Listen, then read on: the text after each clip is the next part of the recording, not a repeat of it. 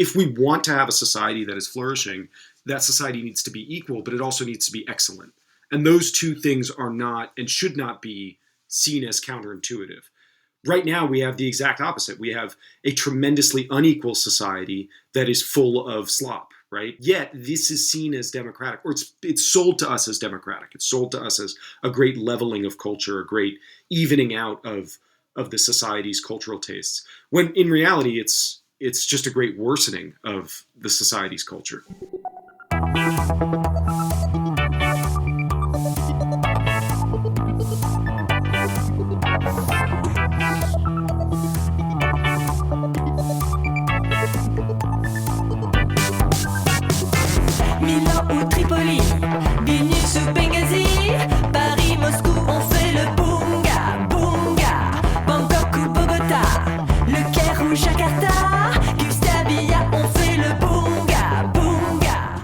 Hello everyone, welcome back to BungaCast, the global politics podcast at the end of history.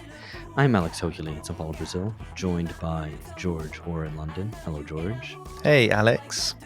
And for this special final reading club of this whole block, the whole 2024 to 25 reading club, we're joined once again on this podcast, but never on the reading club. This is a novelty, but I'm sure one I will enjoy, George will enjoy, and you listener, hopefully, will also enjoy. Dustin Guastella. For those who don't know him, I'm going to ask him to introduce himself after saying hello. Hey guys, thanks for having me. I'm, a research assistant for a little tiny center called the Center for Working Class Politics in America, and also director of operations for a local union here, Teamsters Local 623. And I tend to write articles that you two happen to like, so you invite me on the show. So I'm happy to be here and happy to do this reading with you. You say that as if they're some mysterious reason that we like them, rather than the inherent qualities of your writing.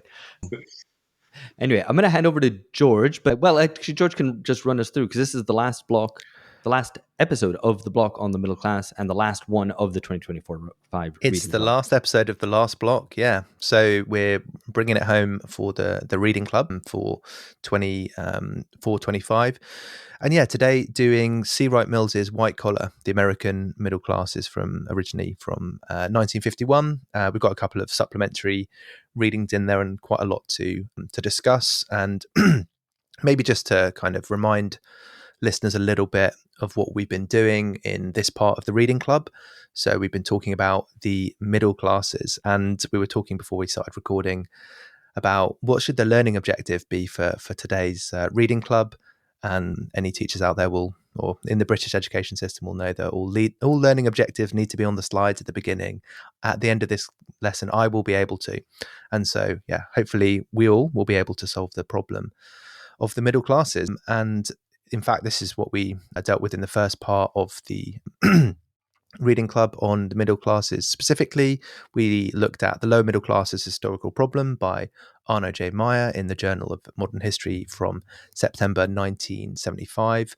And this is a really great historical account of the middle classes. And there were a couple of things that were my take-homes from this. And all of this review of the previous parts of the reading club should be taken with a grain of salt, because it's my interpretation of it. And I'm sure Alex will disagree with at least some of it. But what was particularly good about this, other than that historical lens, was the conclusion that Meyer makes about the inner political conservatism of the middle class. And he calls the middle class a classless class, which I think is a very, very neat phrase. Then we moved on to Franz Jakubowski and Ideology and Superstructure in Historical Materialism, and this is first published in 1936 in German. And the central thesis of Jakubowski's, and this was quite a short reading, was that they, as in the middle classes, only come into contact with the basic phenomenon of capitalism, the commodity, when it is in circulation. We also talked about Christopher Lasch and this idea of manipulation of symbolic forms and the importance of credentialization for the middle classes, and this leading to a plastic view of the world. But the central, I think, idea of Jakubowski is your position in the economic structure determines your view on things. There's quite a few links here to Mills, and yeah, we came to the disputed conclusion that the PMC is the only class today, as it is the best organized and most ideological in that session of the reading club. Then we talked about Joran Thurborn, and we were joined by Lee Jones and his piece Dreams and Nightmares of the World's Middle Classes from the July-August 2020 issue of New Left Review, and concluded there that all the discourse about the middle classes, and this is particularly kind of World Bank reports, looking at the developing world and the rise of the global South middle classes, was essentially all could be read symptomatically as a symptom, particularly of increasing inequality, and also that the ruling class is quite comfortable to talk about some class topics, but not in a very kind of individualized and consultancy way, and not necessarily the kind of Marxist or other frameworks which are more political. So I also had a look, my reference to learning outcomes. I had a look at what I wanted to get out of the middle class section of the reading club, because it was me who suggested this after Alex's sessions on place and Phil's on nations and nationalism. I wanted to focus on some discussions that we've had over many years on the podcast, particularly around the PMC, whether they are a class or they're a group or a stratum in society, or how to understand that group. And my starting point is the instinct that the middle classes, however you precisely define them, are more important in politics than they used to be. Anyway, that's all a bit of a review. What are we talking about today? So we're talking about, as I said, C. Wright Mills and his book, on white collar. And my copy does have a literal white collar, just in case. And this is only relevant to people who are watching on video, in case you don't know what a white collar is. And this is, I think, it's a particularly American construction. Like the office workers have the white collars, the labourers have the blue collars. Other colours are available. But yeah, on C. Wright Mills specifically. So I think one of his, or the way in which I came across him was as an editor of a really good collection of essays by Max Weber, and his idea of the sociological imagination, this ability to connect personal experiences to deeper social processes. And this quote of his: "No social study that does not come back to the problems of biography or history and of their intersections within a society has completed its intellectual journey." And I believe that one Bungercast contributing editor does have this on a fridge magnet. I won't say which one, but I think they'll know who. Well, maybe more than one does, at least one, I should say. Okay, so just to frame Mills a little bit and what his, not to kind of go too much into his background, but in the copy that I've got, there's this really fantastic afterword by Russell Jacoby, who's obviously a previous guest of the podcast. And I guess it's important that Mills was a kind of an outsider in American academia. Maybe some listeners will already be very familiar with his work, and alongside that book on the sociological imagination, he also wrote a book on the power elite. And this was his kind of, in the 50s and 60s, he was the kind of one of the major figures in American sociology, a Texan, wearing his, I'm pretty sure he was like just be teaching in a leather jacket. He rode his motorcycle down the mean streets of New York to go to teach in Columbia. And I think this white collar is one of his, along with the sociological imagination and power elite, one of his main works. So I kind of want to bring, I've got more to say about Mills perhaps, but I do want to bring our guest and my co-host in a little bit. So what is this book about? Maybe I'll just throw this to you guys, because I've been talking for quite a bit already. What do you think Mills's central concern in this book, White Collar, the American Middle Classes? Why write a book that at the time of its publication was called A Complete Documentation of the Malaise of Our Time? So what is this? What is he trying to achieve with this? I think, as you said, the book comes out in 51?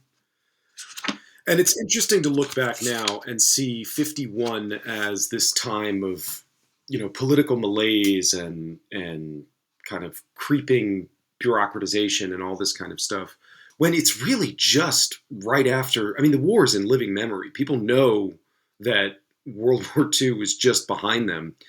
And I think what Mills is trying to do here is explain why the sudden comfort of this new strata of the middle class has led to this political stasis, right?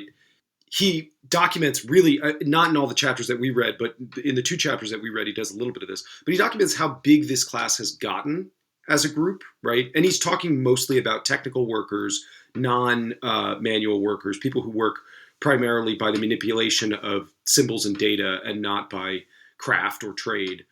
And he shows that this group has actually grown a dramatic amount, and that their consumption power has grown a dramatic amount, and that capitalism has sort of created the possibility for them to live pretty prosperous lives. At the same time, they recognize themselves as kind of squeezed between, he writes really brilliantly, he has great lines about how he's squeezed between the labor man below who lifts his big shaggy eyebrows and the idle rich above. And so they feel this pressure of being sort of lost in society and trying to make sense of it. At the same time that they're this massive group who ostensibly holds a tremendous amount of power, both economically and in terms of their positions in the society. So the book is kind of trying to make sense. I mean, I think any sociologist who studies class is always trying to make sense of this question of, well, we know what the working class is. We understand the poor. We understand the laboring masses. And then we understand the rich and their interests. But then there's this big, thick layer of people who are comfortable enough that they're somewhat removed from the day-to-day struggles of, fighting with their employer or scraping for slightly better income. But at the same time, they know that they're not in charge, and they know that they're kind of being pushed around by forces much larger than themselves. And I think anybody who's interested in class is always gravitates toward the middle class as the strange sort of group. It also doesn't hurt that most people who study this stuff are themselves in this class. And so there's a little bit of, I think, class narcissism going on where people want to understand themselves and the world that they come from. Yeah, that's really good. I mean, just to add to that, though, it's maybe just rephrasing. This is very much evocative of the end of history, not our end of history or our generation's experience of the end of history from the 90s onwards, but of the 1950s end of history, from the post-war period. And although this was probably experienced to a certain degree in Europe, and you will find similar complaints about privatism and complacency at that time, I think it was more acute in the US, where you didn't have the dislocations of the war. I mean, the war worked out exceptionally well for the United States with a small sacrifice of the few million lives, but that's entirely expendable from the perspective of the national interest. And therefore, society could continue on, and things were looking good for the United States. And so Mills is casting a critical eye at this. And obviously seizing on the white collar worker and their family as really representative of that form of privatism and complacency. But also, I think trying to set up a contrast with something which was also in the living memory of the 1920s and the 1930s, and before that, and an old middle class, which of course there's constant references to, which was a class which was much more self-sufficient and independent, in a way that the white collar worker was increasingly bureaucratized. Of course, we don't want to necessarily say that this is the same thing as what the Ehrenreichs were writing about in the 70s, because they're separated by a good 25 years and big changes within capitalism over that period.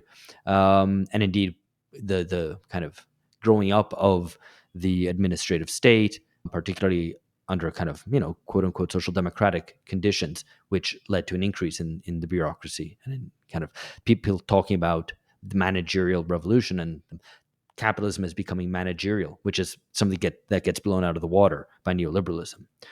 No, I think this kind of point about the dependence, or the whole book is, as you were saying, Alex, it's kind of a study of this new middle class, and the first section is precisely on this old middle class, this kind of world of small entrepreneurs, kind of very independent individuals, which Mills does seem to lament its passing. And in a letter to his parents, he says that the book was about, quote, the new little man in the big world of the 20th century. It is about that little man and how he lives and how he suffers. And he thought that the book would be everybody's book, for in truth, who is not a little man. So I think he's definitely trying to track one of these, one of these big scale changes in American capitalism, and the dependence and the anxieties, the kind of the worldview of the American middle classes. And I think that comes through at different points in the book through some extremely acute sociological observations, some great writing as well. But just a bit more kind of background on the book and maybe what he's trying to achieve to persuade listeners to read some or all of it if they haven't already, before getting on to the chapters that we did read. And this is just from Russell Jacoby's afterword, but I think it's a great observation that the book might be seen as framed by refugee German sociologists on the one side and New York intellectuals on the other. It exudes Weimar Marxism, New York bravado. And I think there is this kind of constant, he's definitely familiar with Marxism, not himself, fully willing to kind of own that perspective. And then the kind of some of the writing, and he thanks Richard Hofstadter in the acknowledgement. It just comes through as very, very biting at some points, and a very easy read, although not the shortest book. So yeah, maybe just for listeners, so we will focus on the last two chapters, but the first, just in terms of the structure of the book, the first part is on that old middle class, that world of small entrepreneurs, which has just kind of passed away. Then he gives an account of the new middle class and their ways of life before focusing on what he calls their styles of life. So the meanings of work, status panic, and then the meanings of what success is. And I think this is something which comes through a lot. Like, what is it for this kind of person who's squeezed between these two big historical classes or forces? What does it mean to be kind of successful? And then he moves on to the politics. And yeah, so we're talking about white collar unionism, and then what he calls the politics of the rear guard. So any thoughts on Mills? Anything which I've neglected to cover before we talk about white collar unionism? No. Well, I think it's indicative of, you mentioned his sort of flirtation with Marxism. Mills is very American, and I think the Americanism is one reason he's so allergic to the Marxism. I think his fondness for the old middle class too, this comes through as well. This idea of America as, there was a great democratic tradition in America with this middle class that really they were patriotic, responsible, and respectable, and they were good. They were good people. They weren't avaricious. They weren't acquisitive. And that was a good thing that we've lost. And I think for him, the Marxism, with the valorization of the working class, is something that he just clearly does not love, and would prefer a kind of Marxian theory denuded of a working class narrative, right? Like, he sort of sees all of this stuff as deteriorating social life, but not quite that there's a redeeming force in the blue collar working class, but that they too are degraded, and the degradation is sort of complete. And the enemy of always is, as you said before, it's not the bourgeoisie or the capitalist class, it's the power elite, right? Which is a very politically loaded class rather than in economic strata. It's more like a connected groupings and stuff. So I think that's just one reason, one way some of the listeners might understand why Mills doesn't really talk about Marx or use Marxian terms, is I think finds some of that at least distasteful, if not politically wrongheaded. Yeah. Well, I think there's a hugely evocative little bit which I'd highlighted from the final chapter. I think it's the final chapter, where he comments that for a long time the unions, considered nationally, were a set of largely uninvested organizations. Up to the middle 30s, they were thought to be able to go either way. As a free movement, they would grow bigger and yet retain their freedom to act, and they would strive to act in a way that would reorder society in the image of a libertarian and secure society. And I think that, and then the kind of the alternative would be to become incorporated into the administrative state and the capitalist state, which is exactly what did happen, in fact. But that image of a libertarian and secure society also speaks to not just to the kind of a republic of producers in a more Marxian account, but also of a very Americanist account, at least, the America of the 19th and early 20th century of independent producers and a middle class which was self-sustaining, had a spirit of independence and so on. Yeah, I mean, he talks in at the beginning about Jeffersonianism in quite positive terms, and this idea of, who would govern himself must own his own soul. To own his own soul, he must own property, the means of economic security. And as that kind of moves away, you have people who are fundamentally more, in a more precarious social situation, and this leads to all kinds of ideological consequences. But yeah, and on your point, Dino, so Mills had abandoned what he called the labor metaphysic. So he was not, writing kind of about the working class from a kind of, Marxism as the tool of the theoretical tool of the proletariat. And it reminds me of this great work of apolitical Marxism called Political Man by Seymour Martin Lipset, which is it's just a really good book. Here's how people think about politics. It's very analytical, and clearly somebody who knows Marxism, but doesn't, it's not for them. But anyway, I should move us on to talk a little bit about white collar unionism specifically, because I think this is something which Mills has been quite kind of potentially prescient in, but I'll just give a short outline of what I think the chapter says, and if I get anything wrong, please do correct me, and then we can sort of see what we think about this. But yeah, as we've already mentioned, the sort of starting point is this eclipse of this old world of the middle class, which is primarily entrepreneurial and more self-reliant, and consequently the increasing organization of the economic life of the middle classes. And he traces unionism from 2.5% in 1900 to 8% in 1920, and then up to 16.2% in 1948. And we have some more recent stats, so we can see where things are now. And says that the historical centres of kind of white collar unionism from the time that he was writing, early 50s, were railroading, government, and entertainment. And he does say there are some complications because the I guess the economic position of the white collar worker is such that they have a bit of ambivalence towards the whole process of unionization, the giving up of, or what he says, the perception of giving up of some individuality for some kind of collective security or agency. And two of these, one in particular is the white collar workers' relationship to their boss is quite different to a blue collar worker. And he says that for the white collar worker, loyalty to management is an quote insecure cover up for the fear of reprisal. And I think there is something in this, more strained relationship with the boss potentially. But he also says that for the white collar worker, it's not unimportant that union activity, when they reach a high pitch, have a quite high level of excitement. And maybe this is something which is perceived in today's kind of white collar middle class unionism, but we can discuss that in a bit. And his ultimate conclusion, though, is that in terms of white collar unionism, there's nothing peculiar or distinctive about white collar unionism when you compare it to other sorts of unionism. So, I mean, do we think that his account of how the white collar worker relates to questions of unionization, of work, does this seem correct? I mean, does it ring true today? If we might want to talk about this kind of economic psychology, I think a lot of this book is trying to get from those kind of social structures into the way that people think about the problems that their lives present them. I guess this is kind of quite a big question. Do you think this chapter is like right or not? And if you think it's not, then can save our listeners having to read it. But yeah, maybe why isn't it right if it's not right?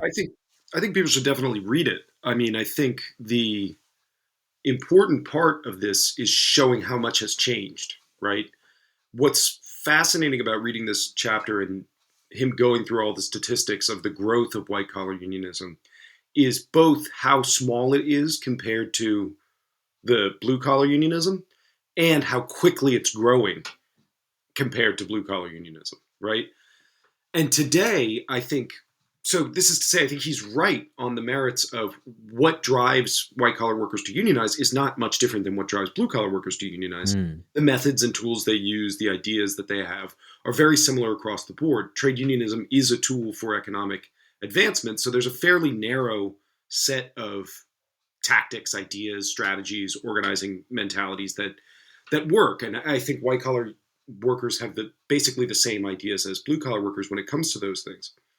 What he doesn't get into, and I think this is what has changed, is for Mills, I don't think he'd ever anticipated that white collar workers were going to be nearly as unionized as blue collar workers ever were, right? I think Mills just does not see the possibility of them being more of a force than the blue collar workers. And what I think is interesting now is we actually see a much stronger white collar unionized workforce than we have in the past. And the political dimension of the way in which they affect trade union politics and trade union interests, that to me is what is different. And so when Mills says, oh, it's basically the same as blue collar workers, I would say today, well, the political interests are different. And as a result, you get a different, the way trade unionism behaves in the political arena is different because the white collar unions have become so powerful inside labor's umbrella. Yeah, I mean that's of course within labor's umbrella. As soon as you zoom out, of course, the big picture is decline in unionism altogether, and particularly amongst blue collar unions. I mean, it's not.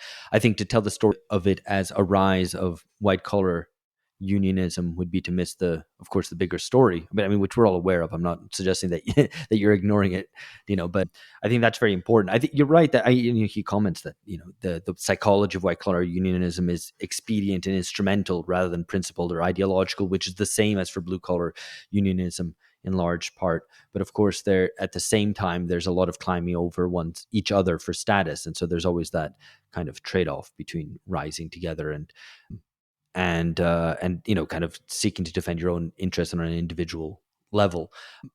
And I mean, there's obviously a lot to say about the contemporary state of things, but I'm going to wait, I guess, until we get to that.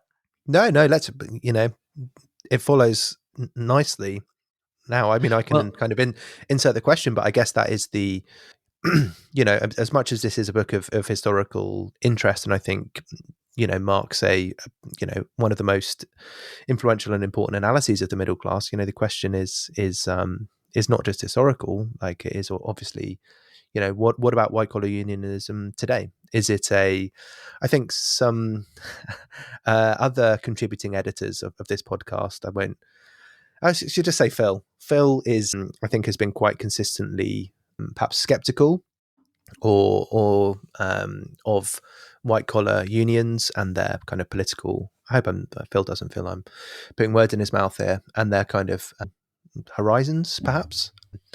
But it does seem that actually it's an important phenomenon. Like it's quite, or to me at least, like the role of the middle class in contemporary politics does seem to be significant. But anyway, Alex, I should have just let you continue talking. Well, no, but that's fine. You're absolutely right to set it up. I think so. I'm going to make maybe probably fairly obvious point, but I'm going to start from the text firstly, because I think this is actually in not one of the chapters we're here discussing, but it's in the penultimate, the one just before that, where he sets out what people are thinking about where the middle class will go. And so he talks about, let me just sketch these out. It's 4 possibilities. One is that they'll grow in number and power, and in due course, it'll develop into a politically independent class, even perhaps becoming the next ruling class. The second view is that the new middle classes will continue to grow in number and power, although they will not become a force that will rise to independent power. Instead, they'll be a force for stability. They'll balance class interests against one another, right? Bourgeoisie, proletariat, and they act as this middle layer stabilizing, social harmonizers, etc. The third option is that the members of the middle class are actually bourgeoisie, are a bourgeoisie already, and that these groups will tend to become status groups rather than mere economic classes. And then the fourth option is that the new middle class will follow the classic Marxian scheme. They'll become homogenous in all important respects with the proletariat and will be swept into the proletarian ranks. A thin upper layer may go and over to the bourgeoisie, but it's not significant in number.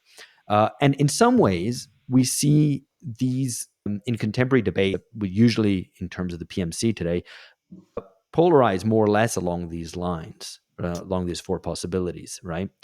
But what is completely missed out on this, and I think it'd be remiss to have a discussion about this without referencing, is that no one is politically organized, right? This is in the context of trade union organization and of organizing oneself into a political party as well. None of that exists today. So if we talk about anyone acting as a class and being organized, that really you have to really ask the question, how are they organized? Where are they organized? Do they meet with each other? Do they have local branches and talk about stuff and come up with a plan and vote on a platform or a program? No.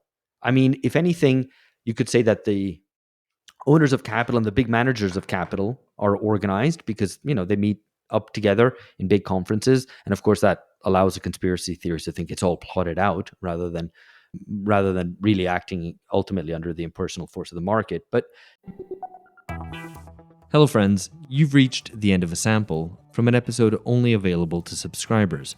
We put out 2 episodes a month for free. For access to the rest in its entirety, please join us at patreon.com/bungacast. For $7 a month, subscribers receive original, exclusive episodes with the entirety of the BungaCast cast. That's George Hoare, myself, Alex Hochuli, and our contributing editors, Philip Cunliffe, Amber Lee Frost, Catherine Liu, Lee Jones, Alex Gurevich, and Lee Phillips. We've got extended interviews with guests, episodes on current affairs, and original episodes on theory, history, and culture, so as to understand the crises of our times. We also have the BungaCast Reading Club, where Phil, George, and myself present the key books and essays necessary for understanding the world today, how we got here, and where we might be going. Subscribers also get a digital subscription to Damage Magazine, with whom we're partnered, and you can find all this info at patreon.com/bungacast. We do hope you'll join us. These are turbulent times, and ideologically confused ones as well. What we try to do is find political clarity, to move beyond the decadent age of Bunga Bunga.